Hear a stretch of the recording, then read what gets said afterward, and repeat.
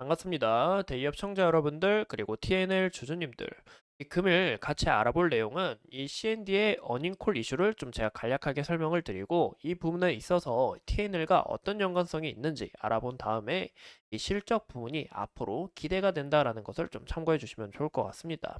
이 부분에 있어서 우리가 마지막으로 차트를 보면서 이 앞으로의 주가 전망과 이 시나리오에 대해서 좀 간략하게 알아보는 시간이 되도록 하겠습니다. 그래서 오늘 영상도 중요한 만큼 끝까지 시청해 주시고 좋아요와 구독으로 증님 주시면 이런 부분에 감사하겠습니다. 대해서 그럼 같이 바로 얼마든지 열려 있기 알아볼까요? 때문에 오늘은 이 TNL에 대해서 좀 앞으로의 전망을 좀 바라보기 위해 이제 과거에 이 CND의 이 어닝콜에 대한 좀 이슈를 갖고 와봤습니다.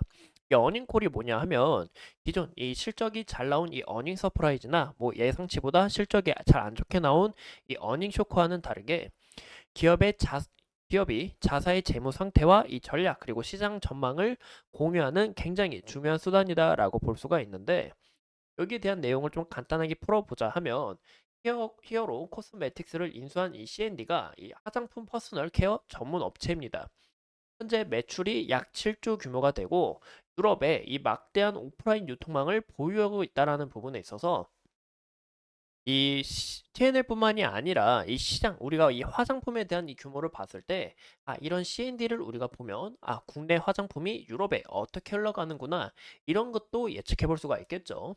그래서 인수 시점에 따른 이 C&D에 의하면 이 여드름 치료용 제품 시장은 약 9,400억 수준이 된다고 합니다. 올해 이 정도 수준이 된다고 하는데 이 부분에 있어서 이 TNL이 앞으로 성장성도 굉장히 기대가 된다라고 볼 수가 있겠고 무엇보다 이 TNL 제품인 히어로 마이티 패치가 여기 유럽 내에서 18% 점유율을 차지하고 있는 만큼 이 C&D 흐름에 따라 이 점유율 폭도 더 커질 수 있다라는 것을 참고해 주시면 좋을 것 같습니다.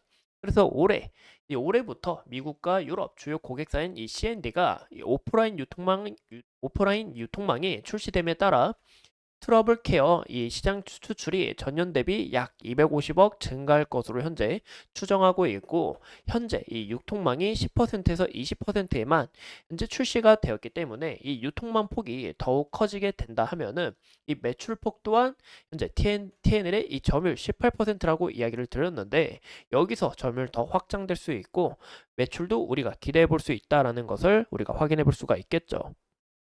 이런 부분에서 이 지속적인 성장세를 기대해 볼 수 있다라는 것을 좀 눈여겨볼 수 있고 이 무엇보다 이 TNL의 이 재물을 좀 우리가 좀 넓게 살펴보자 하면은 2023년부터 이 매출액이 크게 줄어드는 것을 우리가 확인해 볼 수가 있습니다.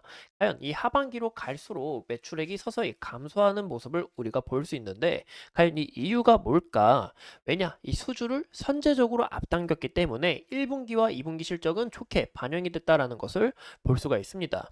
그런 부분에서 이제 올해도 이 3, 4분기 실적을 좀 주의해야 되지 않을까라는 거죠. 왜냐? 1분기와 2분기 실적은 미리 수주를 앞당겼기 때문에 이 부분에서 매출폭이 증가를 했지만 이 3, 4분기 실적이 수주를 미리 앞당긴 만큼 기대치보다 낮아질 수 있다는 부분에 있어서 좀 이런 부분을 주의를 하셔야 되고 우리가 이 성장세를 보려고 한다면 이 연간 실적 성장세를 좀 더 유심히 지켜보시는 게 어떨까라고 좀 말씀을 드려요. 현재 이 TNL의 제품을 우리가 좀 확인해 봤을 때 현재 이 주요 제품입니다. 이 주요 제품이 현재 큰 폭으로 성장세를 이뤄나가고 있는데 유통망이 더욱 확장될 시 아까 말씀드렸던 이 초기 시장인 미국과 유럽 시장을 감안한다 하면 매년 이 300억씩 증가하면서 2027년에는 약 2,500억 을 예상하고 있고 이런 부분에서 영업이익 900억, 당기순이익 700억 수준으로 전망하고 있다라는 거 참고해 주시면 좋을 것 같습니다.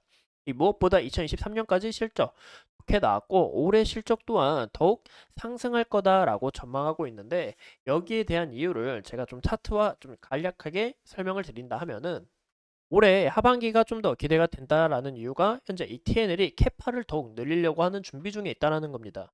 이 캐파 규모를 기존 1.25배 대비해서 이 캐파 1250억 규모로 늘릴 전망 중에 있고 무엇보다 아까 말씀드렸던 이 C&D를 우리가 유심히 보셔야 된다라고 이야기를 드렸는데요. TNL의 주력 품목인 이 트러블 패치를 수출국을 유럽 내에서 기존 6개국이 아니라 이 46개국으로 더욱 확장시킬 준비 중에 있기 때문에 이런 부분에서 이 TNL의 성장 동력이 굉장히 기대가 된다라고 볼 수가 있겠죠. 이 무엇보다 이 TNL의 차세대 성장 동력인 이 마이크로 니들 패치 또한 올해 하반기에 이제 생산 능력이 2배가 될 예정인데 아까 말씀드린 것처럼 우리가 2023년 데이터를 봤을 때 이 수주를 미리 상반기에 앞당긴다라고 이야기를 드렸습니다. 하지만 이 하반기에 아직 모멘텀이 추가적으로 터져줄 수 있기 때문에 이런 부분에서 우리가 올해 1분기 실적뿐만이 아니라 2분기와 3분기, 이 4분기 실적까지도 유심히 지켜보셔야 되지 않을까라고 생각하는 거죠. 현재 C&D의 이 오프라인 유통망이 확대가 되고 기존 이 고객사가 확대되면서 그리고 현재 TNL이 화장품 출시를 좀 눈여겨봤을 때 이 앞으로의 성장성은 굉장히 기대가 된다라고 볼 수가 있습니다. 무엇보다 TNL의 현재 이 재무 상황을 우리가 함께 보신다고 했을 때 보시는 것처럼 이 PR과 EPS 수치를 봤을 때 이 굉장히 저평가된 구간이다. PER 수치도 현재 2023년 기준으로 11.85배인 만큼 굉장히 저평가된 구간이다라고 이야기를 드렸죠. 그래서 제가 저번 시간에 앞으로의 성장세와 그리고 2024년 보이시죠? 2024년 이 컨센을 제가 좀 더 비교해 봤을 때 이 앞으로의 실적 그리고 목표 주가는 대략 이 정도가 적정 주가가 되지 않을까라고 이야기를 드렸습니다. 무엇보다 현재 밸류가 상당히 낮은 만큼 앞으로의 실적이 우상향한다라는 것과 그리고 유럽 시장 더 확장되면 이 밸류 상태는 더욱 높아질 수 있다는 것을 우리가 좀 참고해 주시면 좋을 것 같고 어디까지나 이 예상하는 이런 적정 주가이기 때문에 우리가 이런 점도 좀 참고해 주시면 좋을 것 같다라는 거 보시면 좋을 것 같고 현재 구간에서 보시는 것처럼 이 주가가 큰 폭으로 차익 실현 물량이 나오다가 다시 이 아래 꼬리를 만드는 이 매수세를 우리가 눈여겨볼 수 있습니다.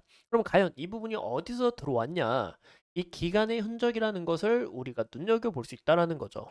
이 개인과 외국인의 지속적인 매도 물량이 던져졌음에도 이 차익 실현 물량이 던져졌겠죠. 현재 기간은 뭐 어떤 ETNL의 성장성을 눈여겨볼 수 있는 거고 아니면 아까 말씀드렸던 현재 밸류 상황이 굉장히 낮기 때문에 이런 부분에서 프리미엄 가격이 더 매겨진다 하면 앞으로의 주가가 요만큼은 더 올라가지 않을까라고 추측을 하기 때문에 이런 부분에서 수급이 좀 들어온 게 아닌가라고 예상해 볼 수가 있을 것 같아요. 그래서 현재 주가가 이 기간의 매수세로 어느 정도 아래 꼬리를 만들면서 올라간 만큼 이 기간의 물량도 어떻게 이탈이 나오는지 이런 부분 우리가 상시 체크하셔야 되고 무엇보다 아직 이 외국인의 물량이 상당 남아있는 것을 우리가 확인해 볼 수가 있습니다. 이런 부분에서 이 외국인의 물량도 어떻게 이탈이 나오는지 체크를 하셔야 된다라는 것을 참고해 주면 좋을 것 같아요. 이 무엇보다 이 매수세와 그리고 오늘 매도량을 봤을 때 어느 정도 차익 실현 물량이지 이 주가를 훼손할 만한 그런 움직임을 나타내 주진 않았기 때문에 이런 부분에서 우리가 지속적으로 관찰하셔야 된다라는 거 보시면 좋을 것 같습니다. 이 주가가 이렇게 갭상승을 하고 좋은 흐름을 나타내 준 건 굉장히 좋지만 이 현재 주가가 올라온 만큼 이 갭을 메꾸기 위해서 주가가 내려오기도 합니다. 또한 금일 보시는 것처럼 이 시가가 65,500원에 시작했고 종가가 이제 65,300원에 끝났는데 물론 종가보다 더욱 좋은 상승세를 나타내주면 좋았겠죠. 하지만 이 부분에 있어서 다시 한 번 더 여기서 변동성이 어느 정도 있을 수는 있다라는 거 참고해 주시면 좋을 것 같고 현재 구간에서 이 매물대는 아직 상단이 얇기 때문에 추가적으로 이 수급 방면이 받쳐준다 하면은 앞으로의 움직임도 어느 정도 좀 기대해 볼 수 있지 않을까라는 거 참고해 주시면 좋을 것 같습니다. 이 과거의 지속적인 저항 라인대에서 아마 좀 지지가 나와주지 않을까라고 같이 예상을 해봤지만 이 구간에서 아래꼬리 달면서 강한 수급으로 좀 주가가 아래꼬리 달면서 올라간 만큼 이 구간이 또 그 다음 지지 라인으로 작용이 되는지 이런 여부도 우리가 함께 참고하셔야 된다라는 거 봐주시면 좋을 것 같아요. 이래서 오늘 이 TNL에 대해서 간략하게 알아봤고 앞으로 추가적인 이슈 여러분들과 함께 하면서 끝까지 파헤쳐 보도록 하겠습니다. 오늘도 소중한 시간 내서 영상 시청해 주신 점 감사합니다.